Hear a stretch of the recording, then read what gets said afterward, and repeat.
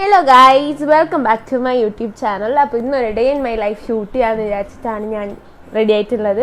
കുറേ ദിവസമായി day in my life എടുക്കണമെന്ന് വിചാരിച്ചിട്ട്, പക്ഷേ മടി കാരണം അതിങ്ങനെ നീക്കി വെച്ചതായിരുന്നു.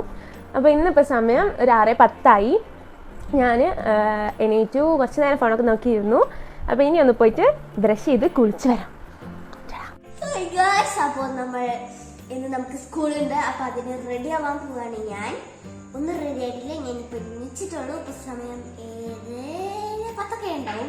അപ്പൊ ചേച്ചി എന്നെ രാവിലെ തന്നെ ഒരു ദൈവമില്ലാണ്.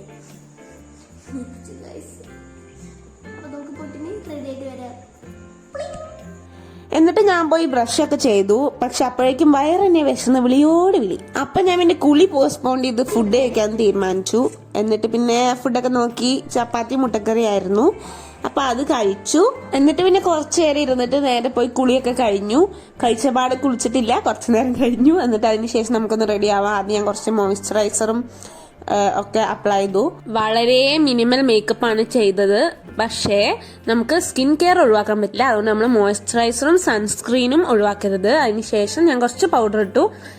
ഭയങ്കര സിമ്പിൾ മതി എന്നുള്ളതുകൊണ്ട് ഞാൻ കുറച്ച് പൗഡർ മാത്രമേ ഇട്ടിട്ടുള്ളൂ. പിന്നെ ലിപ്സ്റ്റിക്കും ഐലൈനറും കൂടി യൂസ് ചെയ്തു. ഞാൻ ഭയങ്കര ഒരു ലിപ്സ്റ്റിക് ലവർ ആണ്. അതുകൊണ്ട് ഞാൻ വേറെ ഒന്നുമില്ലെങ്കിലും ലിപ്സ്റ്റിക് എങ്കിലും വേണം.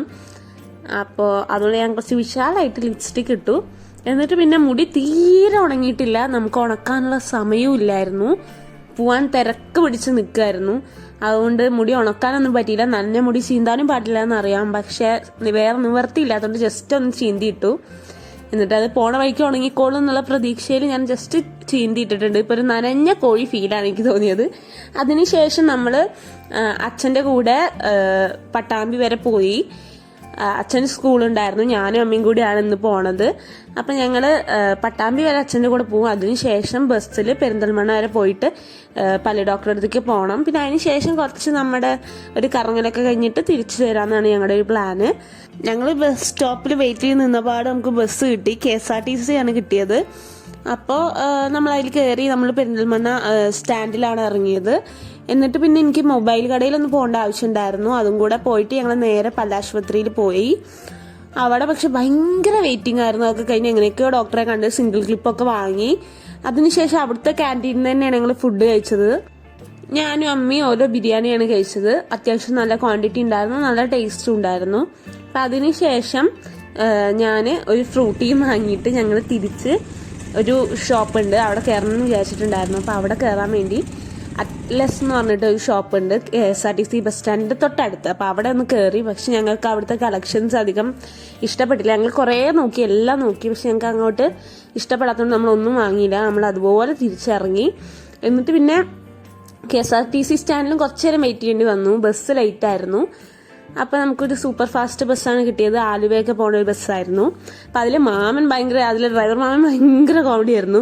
നല്ലോണം സംസാരിക്കും. ഞങ്ങൾ തൊട്ട് ബാക്കിലെ സീറ്റിലായതുകൊണ്ട് നമ്മുടെ അടുത്ത് നല്ലോണം സംസാരിക്കുന്നുണ്ടായിരുന്നു. അതുകൊണ്ട് സമയം പോണത് അറിഞ്ഞില്ല. പിന്നെ ഞാൻ കുറച്ചു നേരം കിടന്ന് ഉറങ്ങി എത്തുന്നവരെ.